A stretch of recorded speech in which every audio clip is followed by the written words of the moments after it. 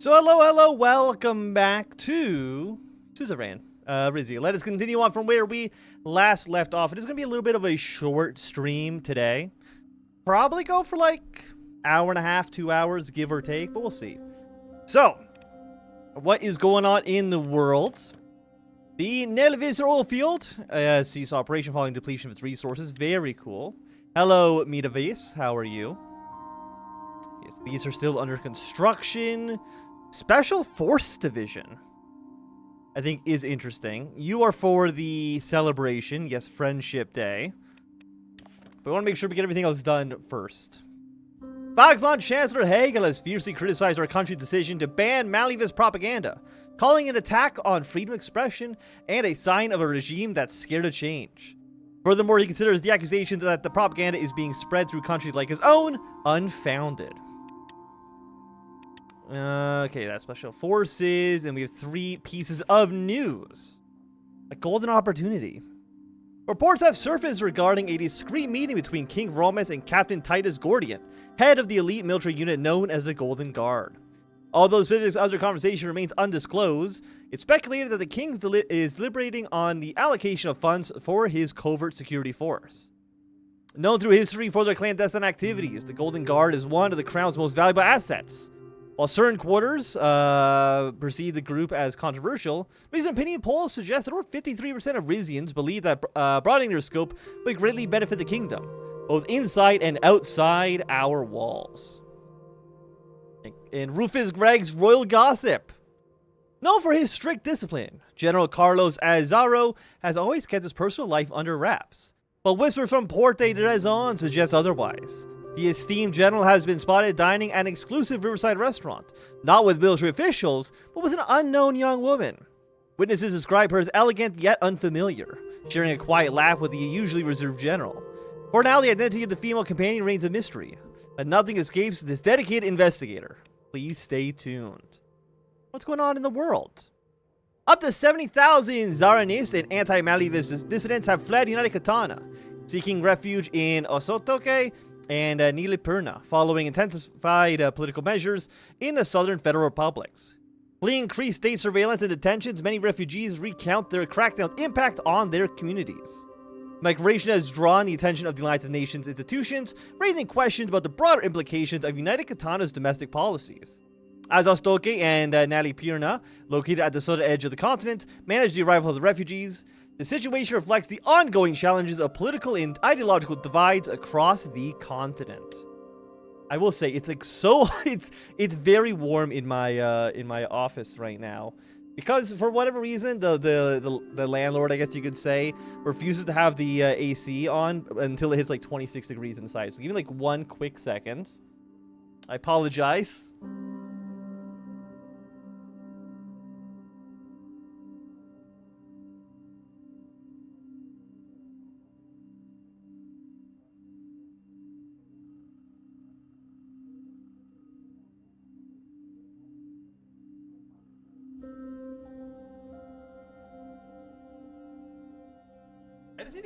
I need to get like a massive fan.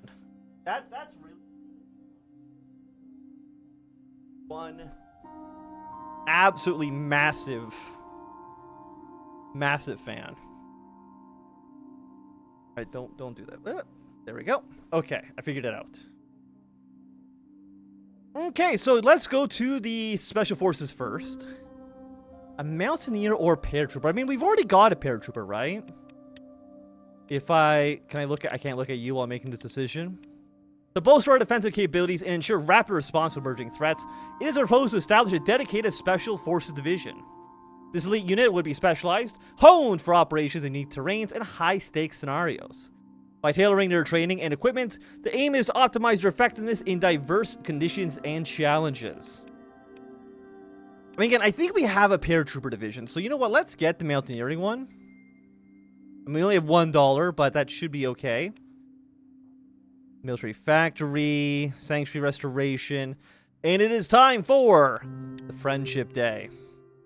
I couldn't tell if the skies were growing darker, or if it was just the tinted windows of the armored car. Our motorcade slowed as it approached the Zille border. A concrete barrier rose up in front of us, its top strung with barbed wire.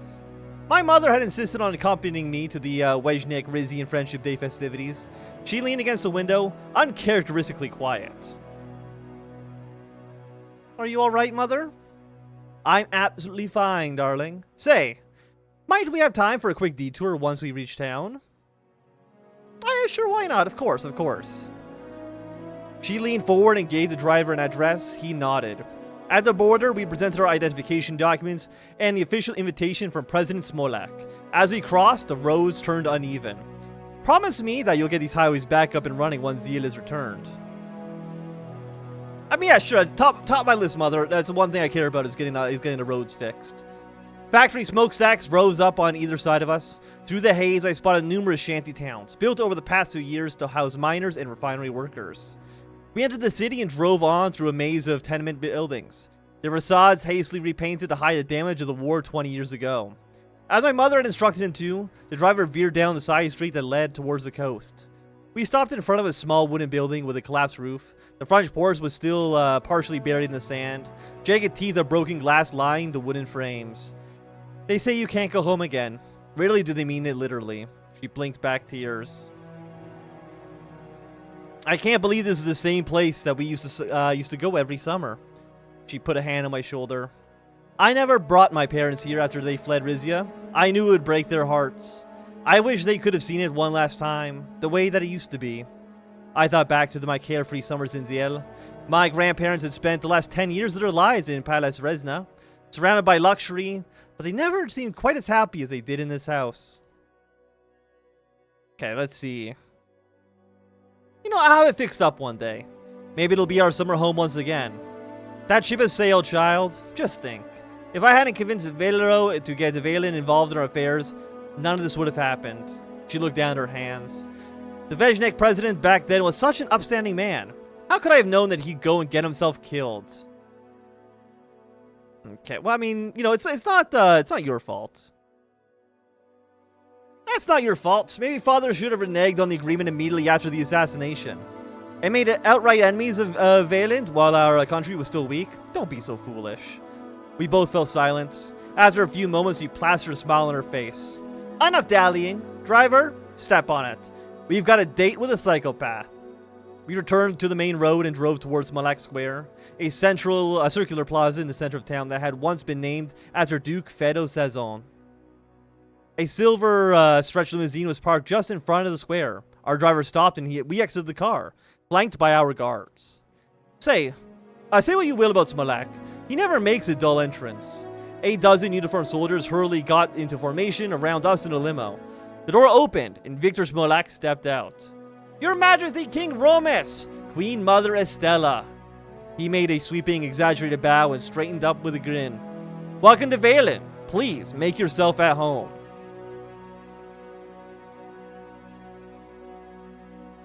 Let's see. Okay, again, we don't want him to be mad at us. We want Zille to eventually be returned to us. So, you know, we'll say thank you, Mr. President. Who is this Mr. President? Call me Victor. We're friends, right? He gestured out to the square, where a colorful banner read 24 years of Vejnik Rizian friendship hung above a trio of gleaming tanks. Okay. You know, it's my first time at one of these ceremonies. What's going to happen? The usual. I will make a speech, you'll make a speech, the press will take pictures, and everybody goes home happy. Listen to the crowd! They're already happy. The square was surrounded by grandstands, one side decorated in the color of Valen's flag, the other in Rizia's blue, orange, and gold. I heard loud cheers emanating from them. I've invited the finest representatives from both of our countries to join us on this special occasion.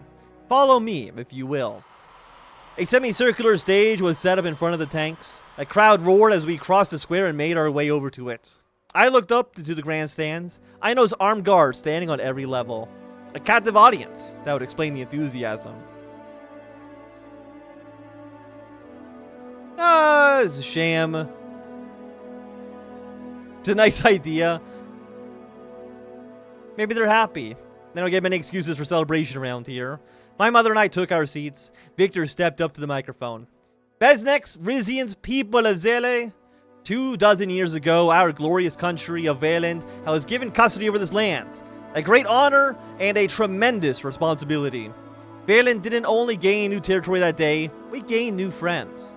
He gestured meaningfully towards the Rizian side of the stands. After a few seconds, they broke out into scattered applause. My mother muttered a harsh-sounding curse in a Zille dialect. Come, quiet. We're supposed to play nice, remember? Together, we have overcome war, prepared our economy, and made great strides in science and industry. Even the decision of the Toras family to ally with Rumburg, a nation that obviously wishes Valen harm, could not diminish the beautiful bond we have formed. I look forward to strengthening that bond for many, many years to come. He stepped to the side and pulled a rope attached to the flagpole. A massive Vajnik flag unfurled, then a much smaller Rizian one. I sat back in my chair and kept silent. Today, I am especially delighted to be blessed with the presence of Rizia's new king, as well as the Queen Mother, of course. They are heirs to a long and proud legacy, one that would have been shattered had Valen and Rizia not made that fateful decision to work hand in hand. On that note, please give a warm welcome to King Romus Toras. I stood up. The Rizian side of the stands immediately erupted into loud, authentic-sounding applause. Thank you, President Smolak. Let's see what we got.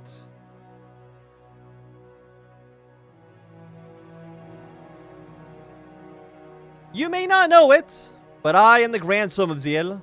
The Queen Mother and I have deep ties to this land. We'll never forget what Valen did. You know, I will never forget what Valen did for my family and for my country. It's not been easy for you. We'll come reunited. And in 1 year, Rizia will resume governorship of Zille, but I hope that it will not mean an end to our country's friendly cooperation. Political differences. I'm leaning towards 2 a little bit. And you know what? I pledge to support Rizians and Vajniks alike through the upcoming peaceful transfer of power. Long live our friendship. Both sides of the stand applauded. Victor gave a praising glance, then readjusted the microphone. What a speech. The king's got charisma. We have a terrific evening of entertainment lined up. But first, we must commemorate this landmark meeting with the world leaders with their traditional triple tank salute. There was a rumbling from behind us as the 3 tanks aimed their barrels into the air. My mother and I looked at each other.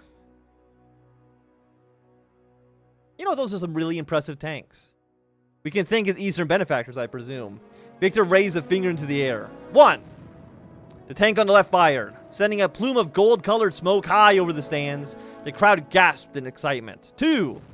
The gun mounted the tank on the right went off. This time, the smoke was magenta. 3. His count was interrupted by an unidentified voice in the distance shouting, "For the king!" Victor's eyes whipped his head around in shock. A frenzy looked in his eyes. I turned to my mother. Who is that? I don't. A deafening blast, much louder than the other 2 had preceded it, echoed from the opposite side of the square. I turned towards the source of the sound and saw the Vajnik side of the stance engulfed in flames. I will run towards the stands. I am going to be a hero this day. Your Majesty, get down. Titus dove at me and tackled me to the ground. Screams of fear and confusion were rising up from all around. What's happening? Security breach, sir. Romus! My mother and Victor were still on the podium, surrounded by a thick cordon of Vajnik guards. Get me over there, Titus. They'll be fine. We have to get you out of here. He and Smolak's guards exchanged a series of hand signals. The crowd had begun fleeing in every direction. Titus grabbed my arms and swiftly started ushering me away. I took one last look back. Smoke was now rising from the Vajnik grandstand. Part of the structure had collapsed, and the soldiers were working to free the people trapped underneath. The next few moments were a blur as we made our way through the panicked hordes of civilians. Victor's limo pulled up and Titus roughly shoved me inside. Thank God you're safe. My mother's voice shook. She and Victor were sitting across from me looking dazed. Are you hurt? Of course she isn't. It seems like no Rizian was harmed. Smolak had fire in his eyes. If your people have anything to do with this, there will be a price to pay. He kept his eyes on me as the car began bowling away. Why would I do this? You know, what would be the logic of me blowing them up? Okay, anyway, we have some news to read. King unharmed in Zille bombing. Breaking news. An explosion has occurred at Zille's Smolak Square, the site of this year's Suzerain Rizia Friendship Day festivities. King Romus and Queen Mother Estella, both in attendance, managed to escape unharmed. Though the cause of the blast is still unclear, there was undoubtedly a malicious act. Expect more updates in the coming days as this incident is thoroughly investigated. Will Zille incident disrupt fragile bond between Rizia and Valent? The shocking explosion that rocked this year's Suzerain Rizia Friendship Day in Zille could impact the region's transition back to Rizian government, experts say. While the exact cause of the incident has not yet been determined, all signs point to an act of terrorism. And the fact that only Suzerain civilians were harmed would certainly indicate Rizia's involvement.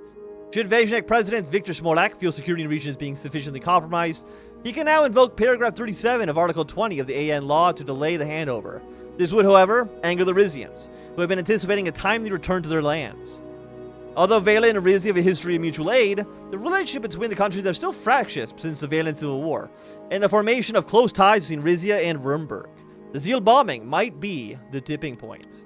But we do have some energy and some money to spend, so what do we have in our decrees?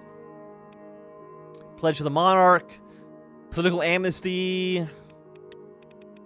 Thing is, I really don't know what to choose. Like, I don't know what's... I mean, getting more construction always sounds nice. 3 authority. I mean, we can spend a lot of authority for sure. We got 3 budget off of you. 2 for 1. 4 for 2. 3 for... No, 6 for... So, yeah, okay. So, it still basically lines up. We'll go, let's say, 4 for 2. I think that seems okay. And then can I build anything? Shipyard? Sounds good. Excavation, support vehicles, so we can build up a bigger army. Down with a university. I mean, a university sounds good. -3 budget, -1 authority.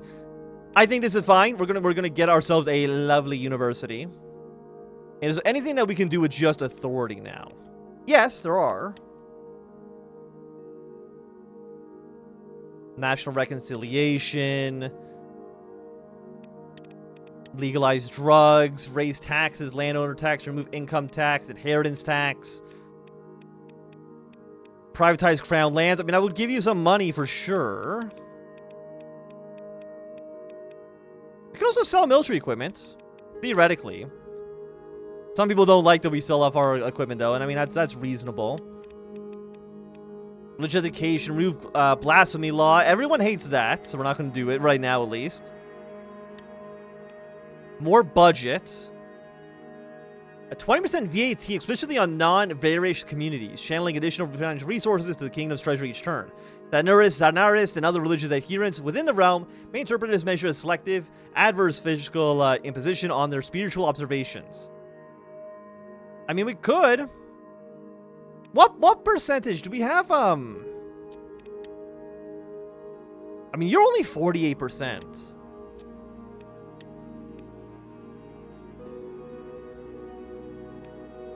Like the